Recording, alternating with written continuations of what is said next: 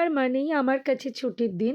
আর শনিবার মানেই সকালবেলায় উঠে বরের মাথার মধ্যে কাঁঠাল ভেঙে পরিবার নিয়ে বেরিয়ে পড়লাম।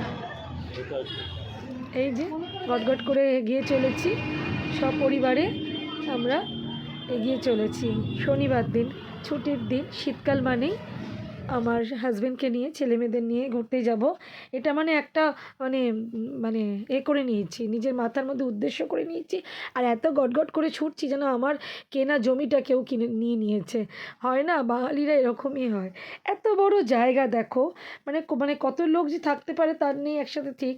গিয়ে চটচট করে নিজের জায়গাটা আগে নিয়ে, নিজের যে জায়গায় বসবো পেতে সেটা পেতে নিয়ে জমি দখল করতে বসে পড়েছি। এটা টাটা স্টিলের উল্টো দিকে ময়দানে পড়ে এলিয়েট পার্ক। ভীষণই ভালো জায়গা, আমার খুব পছন্দের জায়গা এবং পরিষ্কার বেশ।